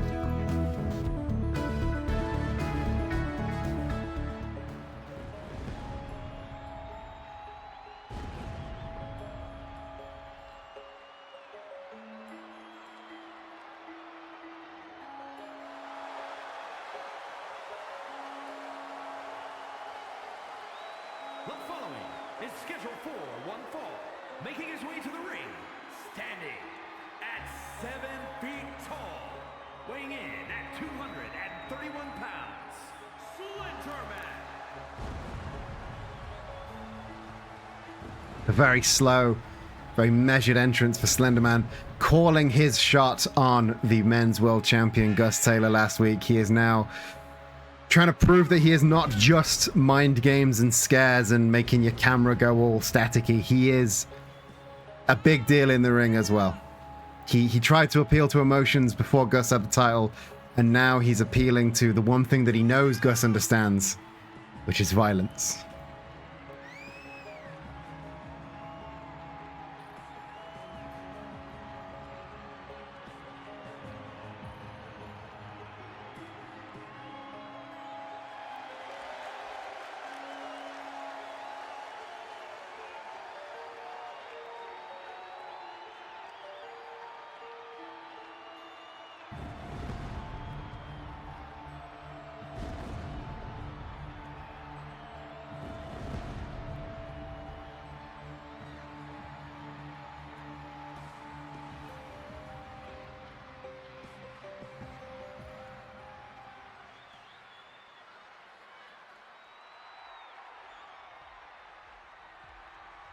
And his opponent, representing the Rangers from Belgium, weighing in at 212 pounds, Kim Kitsuragi. And this, what can we say about Kim other than he is no nonsense, all business. He's not paid enough, like he's eternally not paid enough for this shit, you know? He's everyone's favorite supporting character. But this time trying to make his name as a main character as well. He is in fact part of the homosexual underground. The best faction in wrestling history, the homosexual underground.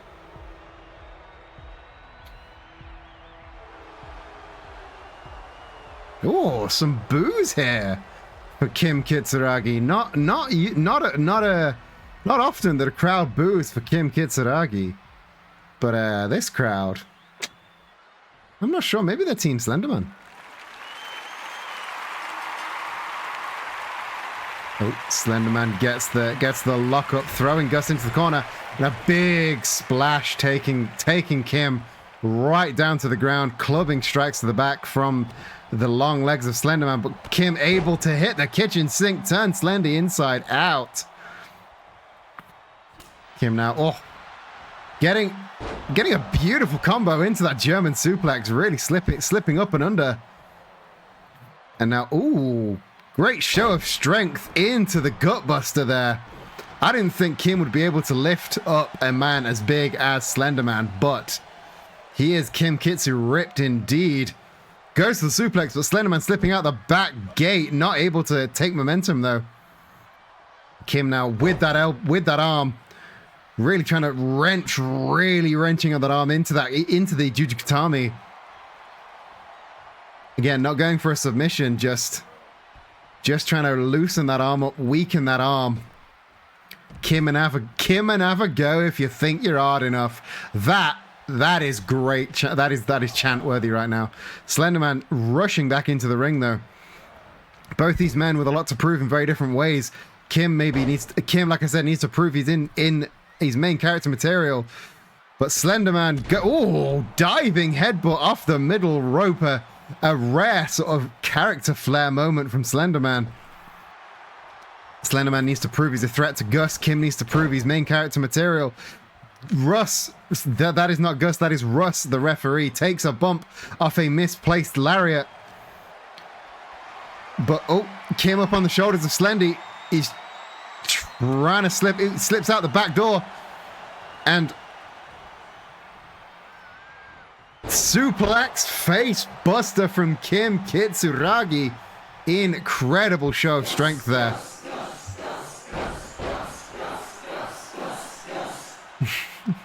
Crowd chanting for Gus. That's got to get in the head of Slenderman. And just a textbook armbar there from Kim. Kim really putting the words down for Slenderman. The flipping neck breaker, driving the head into the mat while also tweaking the neck. Kim, an expert technical wrestler here, ducked a clothesline that didn't exist, but a reverse DDT backbreaker. But the long legs of Slenderman flail up and Kim is down. Gets the cover. Just a 2 count though. And STO back, 2 STO backbreakers and a third, really smashing the back of the RCM's Kim Kitsuragi. Tope DDT, beautiful move from Slenderman.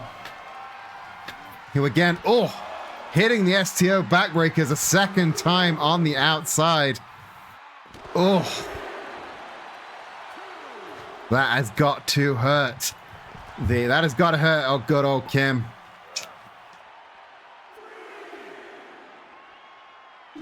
Slenderman returning to the ring. Kim back up to his feet. Kim may be trying to coax Slenderman back out to the outside. Slenderman not taking the bait though.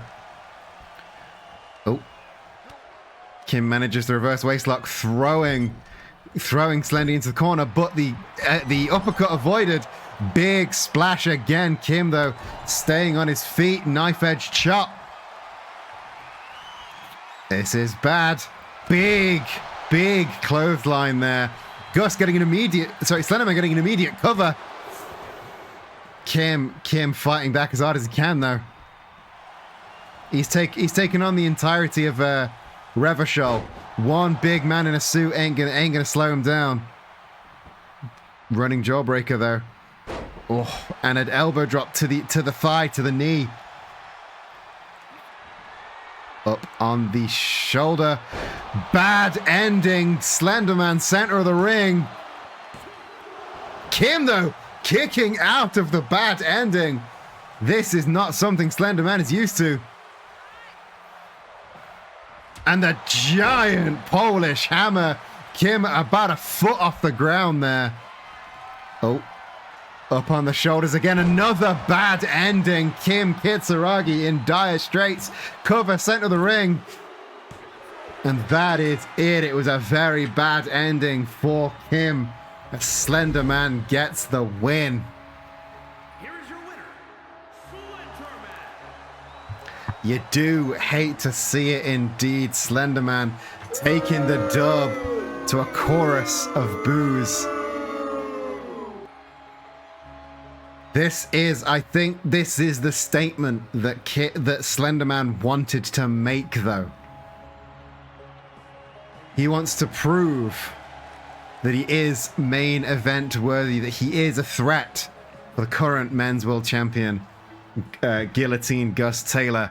And speaking of champions, that brings us to our main event tonight, which is mentor versus pupil.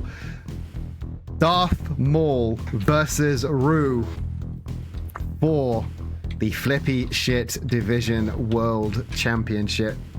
This was given as an act of respect from Darth Maul to Rue. His first title defense with that new belt, but this really is Rue's opportunity to make a name for himself, not only on his channel but on my channel as well. If he can win this and become the Flip Shit Division World Champion, this turns the division on its head, and I'm so excited for this. Rue's clearly so excited for this. You're excited, I'm excited, the whole world is excited. So I think there's been enough talk. It is time for the main event. The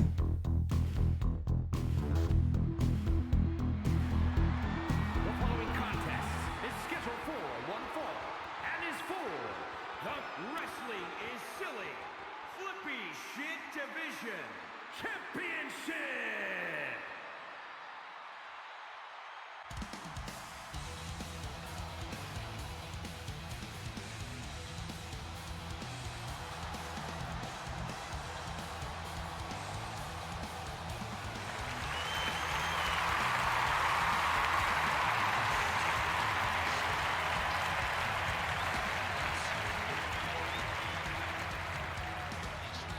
This is only Rue's second match in Wrestling is Silly. So if he were to win, if he were to claim the title, it would be an incredible turn of events. And what a way to prove to your mentor that you are a worthy pupil to take the belt. Boo Day RPG, thank you for joining the Wrestling is Silly family with that recurring Ko-fi monthly donations. I need to now log into the Wrestling is Silly Ko-fi to properly thank you for the tier that you joined at.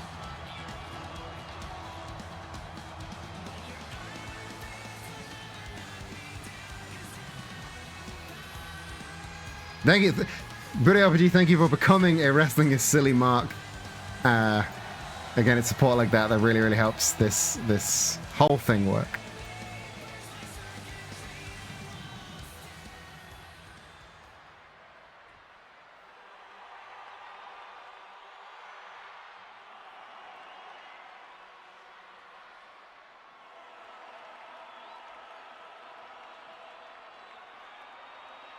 And talk about a change of pace. Talk about a change of mood.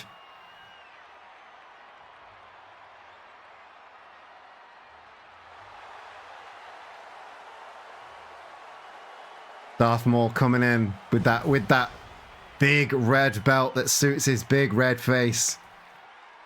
He's not at it long. He's only at it, what, 2-3 weeks? But he's putting it on the line for the first time against the man to whom he taught everything he knew about fighting.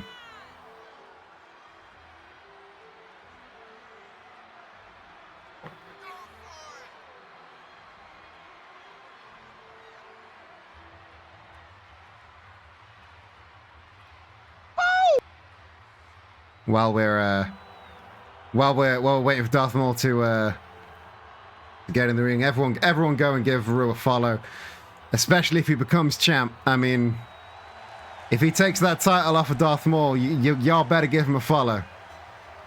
If you're not following him, or yeah, Ru, maybe hand that phone over to someone else. You don't want to get that smashed.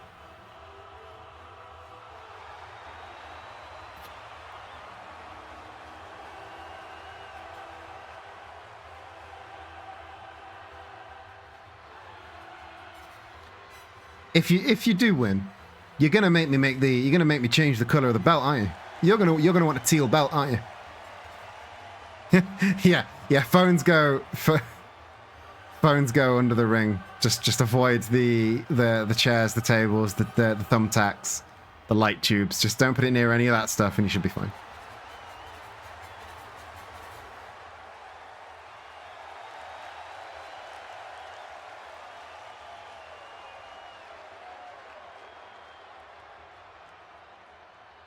It's going to be a hell of a match. It's going to be a very emotional match.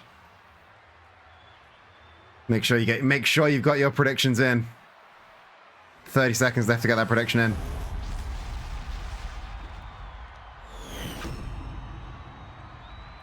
Introducing the challenger from New York, weighing in. Why are you from New York as well? 54 pounds, your tiny teal dream boy, Ru! Why is everyone from New York today? From the past, weighing in at 215 pounds, he is the Wrestling is Silly Flippy Shit Division Champion, Darth Maul! Everyone's from New York. It's Ru York. You're from Ru York now.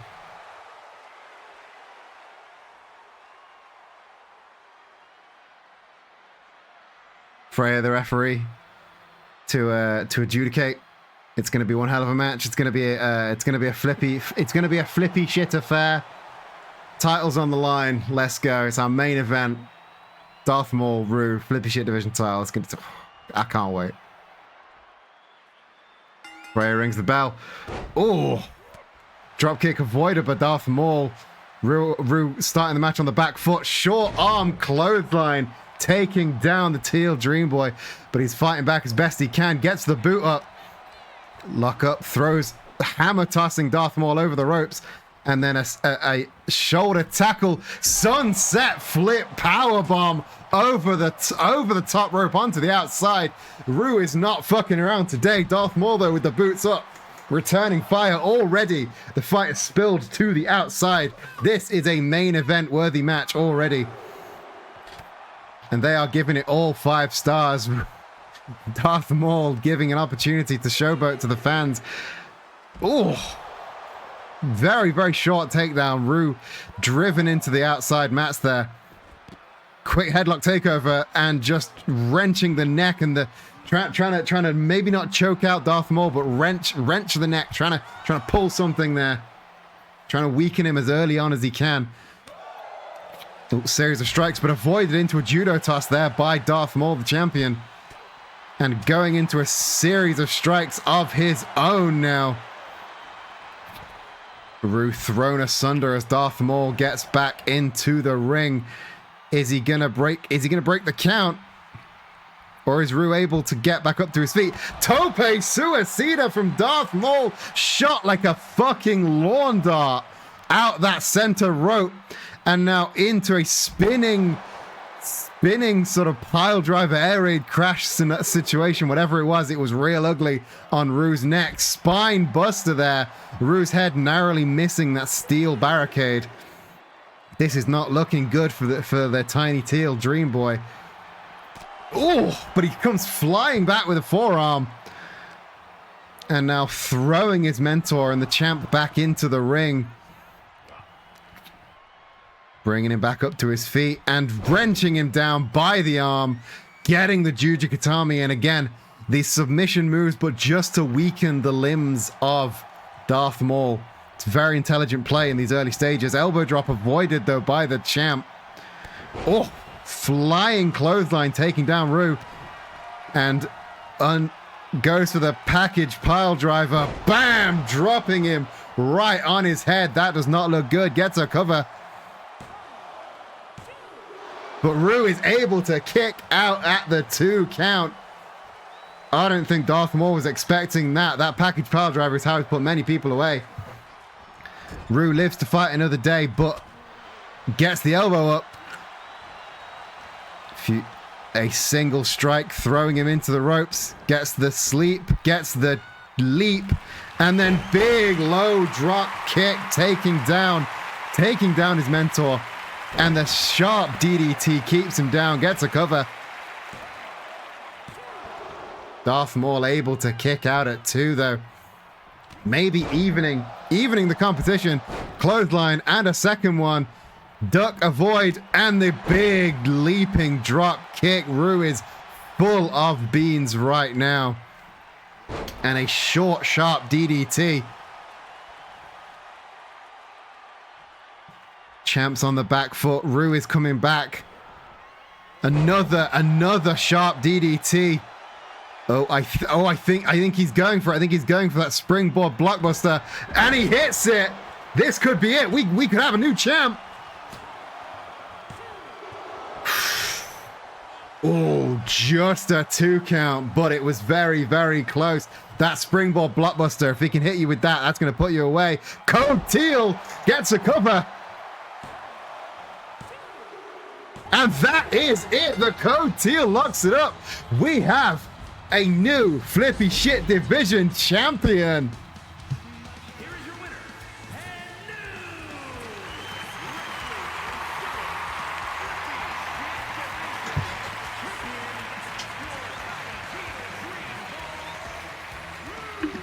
What a match, what a finish. The Code Teal putting it away. And this is your new Wrestling is Silly Flippy Shit Division champion. Everybody, give it up for Rue. What a show. What an end to the show. That was an absolute masterpiece. What a congratulations on your new title, Rue. And what a match it was. What a match it was indeed. I'm so happy to. Everybody go and follow Rue. Everybody go and subscribe to Rue. They deserve it as your new Flip Shit Division champion. I'm so proud of you. I'm happy for you, and I think your mentor Darth Maul would be proud of you too. You gave him one hell of a contest. Yeah, everyone go follow Rue. What a show. That brings us to the end of the show. What an ending. What a high energy ending it was. What a show. Thank you to everyone who came and watched. Thank you to everybody in the chat. Thank you to Bude RPG for renewing the sub and joining the Ko-fi monthly subscription. Thank you to Jedi for giving out that gifted sub to Conquest to the Max. Thank you all for using all of the chants and cheers. I'm so happy that you love them as much as I do. Our music, of course, by the incredible Tin Can Audio, David Amber Devereaux. I'm always I'm so happy that the show ended on a high. I'm now looking for somebody to raid into. Like I said earlier, our next week we will see Luigi and Pepsi Man face to face for the first time since September Scuffle. That is going to be something you do not want to miss. In the meantime, you can find me everywhere that I was about to say everywhere that wrestling is found, but no, that's how you advertise a podcast, and that's not what I'm doing. You can find me everywhere at Queer Buccaneer, except Blue Sky, where I am at edenmw.com. And again, just for some reason my credits are cutting off, which is exciting. I don't know why they're cutting off. They shouldn't be cutting off. I have more credits than that. Give me all of my credits, please. There we go. There's all the credits. I've been advised to raid into Stephen Joy.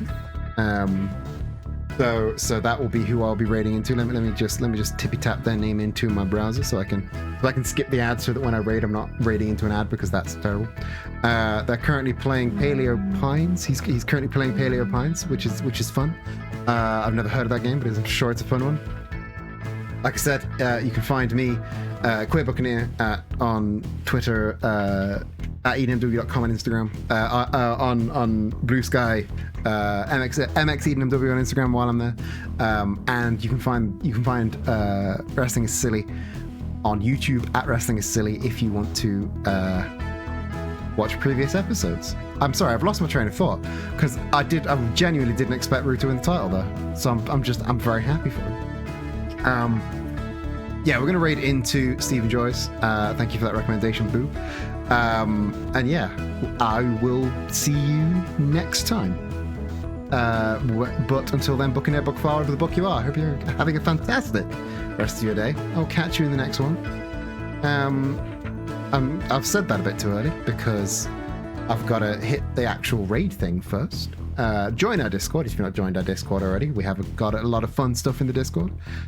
Even if all you do is drop the raid message and leave, that's all you need to do. We've not raided out yet. Getting a little bit too quick, Rue. But like I said, until next time, book in near, book far, wherever the book you are. Hope you have a fantastic rest of your day. I'll catch you in the next one. Love you, bye.